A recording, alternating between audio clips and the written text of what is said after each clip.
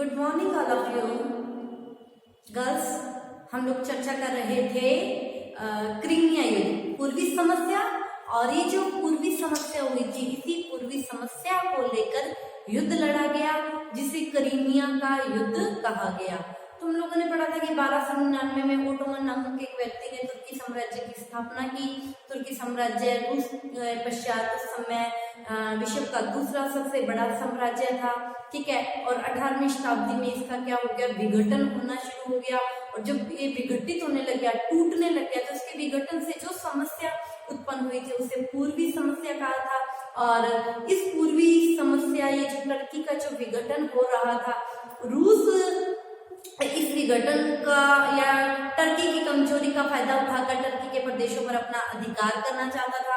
तो इस समस्या को लेकर क्या हुआ, युद्ध हुआ। रूस टर्की के प्रदेशों पर अधिकार करना चाहता था। इंग्लैंड और फ्रांस रूस की इस कार्यवाही का विरोध कर रहे थे। अतः दोनों पक्षों के मध्य एक युद्ध लड़ा गया जिसे क्रीमिया का युद्ध कहा गया। तो हम लोगों ने क्रीमिया के युद्ध के क्या कारण थे और किस तरह इस युद्ध के पास पेरिस में शांति समझौता हुआ था, तो आज हम पढ़ रहे हैं कि इस युद्ध के क्या परिणाम निकले, ठीक है। तो इस युद्ध का जो सबसे पहला परिणाम निकला, जन धन की आंधी। जन मतलब लोग, धन मतलब पैसा। देखिए, कोई भी युद्ध होता है उसमें सेना भाग लेती है तो सेना मरती भी है। तो सेना मतलब जन, लोग मरते हैं।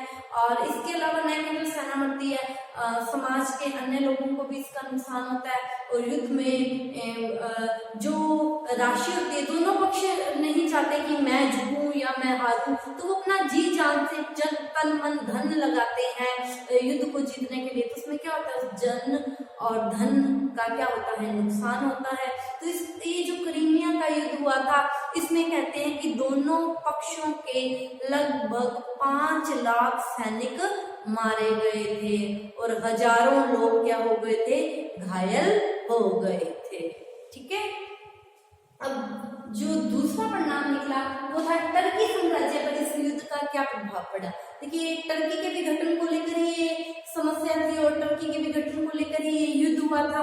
तो टर्की पर क्या प्रभाव पड़ा, देखो, रूस चाहता था टर्की का विघटन हो जाए, टर्की टुकड़ों में बट जाए और उस पर मेरा अधिकार हो जाए, ठीक है। तो रूस टर्की का विघटन करने में क्या रहा, असफल रहा और टर्की साम्राज्य नष्ट होने से या छोटे छोटे टुकड़ों में बंटने से क्या हो गया, बच गया। तो इस युद्ध के परिणाम स्वरूप टर्की का विघटन रुक गया या टर्की नष्ट होने से बच गया, ठीक है। अब इस युद्ध का तीसरा परिणाम क्या निकला, इसका रूस पर क्या प्रभाव पड़ा। देखो, रूस क्या हो गया था, क्रीमिया के युद्ध में हार गया था, ठीक है। हार गया क्यों, क्योंकि यही तो टर्की के विघटन में सबसे अहम भूमिका निभा रहा था। और इंग्लैंड और फ्रांस ने इसका विरोध किया और जब युद्ध हुआ क्रीमिया का, तो रूस क्या हो गया, ये युद्ध हार गया। तो रूस की जो शक्ति थी वो भी कम हो गई और इसकी जो पूरी प्रतिष्ठा थी जो विश्व में, उसको भी क्या पहुंचा, आघात पहुंच गया।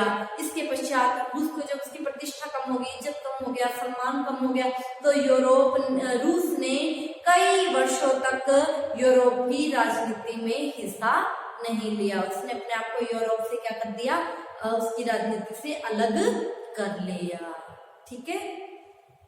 अब देखिए, इस युद्ध का फ्रांस पर क्या प्रभाव पड़ा।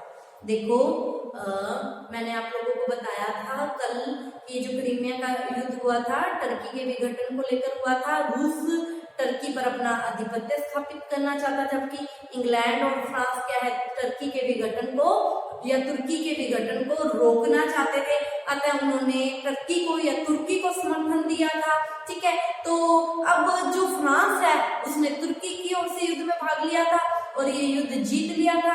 तो क्रीमिया युद्ध में फ्रांस की विजय होने से फ्रांस की जो प्रतिष्ठा थी वो क्या हो गई, बढ़ गई। और इस समय जो फ्रांस का सम्राट था नेपोलियन तृतीय था, तो नेपोलियन तृतीय की प्रतिष्ठा भी क्या हो गई, बढ़ गई, ठीक है।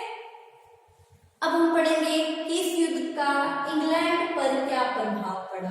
देखिए, इंग्लैंड को जन और धन की इस युद्ध में काफी हानि उठानी पड़ गई थी। इंग्लैंड के 32,000 सैनिक इस युद्ध में मारे गए थे और 8 लाख पाउंड खर्च हुए थे। तो इंग्लैंड को जन और धन की हानि का सामना करना पड़ा था। ठीक है, अब बात आती है कि इस युद्ध का इटली पर क्या प्रभाव पड़ा।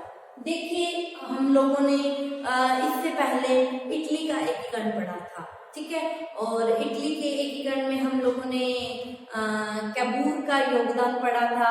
ठीक है, हम लोगों ने ये भी पढ़ा था कि ये जो रूस और टर्की के मध्य ये जो युद्ध हो रहा था, ठीक है, और जो इटली की जनता थी, जो जनता थी वो चाहती थी कि जो इटली है वो रूस का साथ दे। ठीक है, लेकिन इसने क्या किया था, कैबूर ने टर्की का साथ दिया था। क्यों? क्योंकि उसको पता था कि टर्की की तरफ इंग्लैंड और फ्रांस है। अगर आज मैं टर्की का साथ देता हूं इस युद्ध में, तो मुझे इटली का एकीकरण करने के लिए इन दोनों देशों की सहानुभूति मिल जाएगी। हम लोगों ने इटली के एकीकरण में ये बात पढ़ी थी, है ना। तो अब क्या हुआ, अब इस युद्ध में, ये जो युद्ध हो रहा था, इसमें इटली ने टर्की की ओर से युद्ध में भाग लिया था। ठीक है, और टर्की ने ये युद्ध जीत लिया। और इस युद्ध के बाद ये जो हम लोगों ने कल ही पढ़ा था कि पेरिस में जो शांति सम्मेलन हुआ था क्रीमिया युद्ध के पश्चात, इसमें क्या है, फिर कैबूर को भी आमंत्रित किया गया। 1856 में पेरिस सम्मेलन में इटली के प्रधानमंत्री कैबूर को भी आमंत्रित किया गया और कैबूर ने इटली की समस्या को इस सम्मेलन में क्या बना दिया, अंतरराष्ट्रीय समस्या बना दिया और इंग्लैंड और फ्रांस का समर्थन प्राप्त कर लिया। और तभी तो फ्रांस ने क्या आश्वासन दिया था ना कि तूने टर्की का या हमारा साथ दिया है और हम इटली के एकीकरण में तेरा साथ देंगे। और कैबूर ने क्या कहा था, हम चाहें या ना चाहें हमारा भाग्य फ्रांस पर निर्भर करता है। ठीक है, तो इस युद्ध ने हम कह सकते हैं कि इटली के एकीकरण को सरल बना दिया। क्यों? क्योंकि इसी के पश्चात तो फ्रांस का सहयोग मिला था और फ्रांस से सहायता मिली, तभी तो कैबूर ने ऑस्ट्रिया को बाहर निकाला इटली से। ठीक है, और फ्रांस ने वचन दिया था इसी सम्मेलन में। इसी वजह से इटली के एकीकरण में सहयोग मिला और इटली का एकीकरण पूरा हो गया। ठीक है, अब बात आती है ऑस्ट्रिया पर इस युद्ध का क्या प्रभाव पड़ा। देखो, इस युद्ध में ऑस्ट्रिया ने रूस की कोई सहायता नहीं की। दोनों मित्र थे लेकिन कोई सहायता नहीं की। परिणाम स्वरूप क्या हुआ, ऑस्ट्रिया और रूस की शत्रुता बढ़ गई। ठीक है, अब आता है कि अगला परिणाम युद्ध कला का विकास।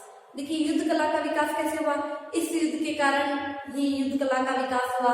देखो क्यों, क्योंकि पता था कि वो भयंकर युद्ध होने वाला है। ठीक है, तो हर देश जिसने भी इस युद्ध में भाग लिया, हर देश ने अपने सैनिकों को प्रशिक्षण देने की विशेष व्यवस्था की और विशेष तरह की युद्ध सामग्री और युद्ध कला को प्रोत्साहन दिया गया। इसीलिए ही कहा जाता है कि क्रीमिया के युद्ध के परिणाम स्वरूप युद्ध कला का विकास हुआ।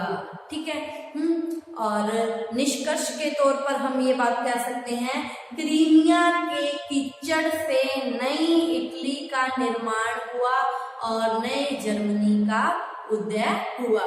ये पंक्तियां किसकी हैं, कैटलबी की ये पंक्तियां हैं कि क्रीमिया युद्ध के परिणाम स्वरूप ही नई इटली और नई जर्मनी का निर्माण हुआ। मतलब दोनों के एकीकरण का मार्ग इसी से ही प्रशस्त हुआ था। ठीक है, तो देखिए ये जो क्रीमिया युद्ध था आधुनिक यूरोप के इतिहास में अपना एक अलग ही महत्व रखता है।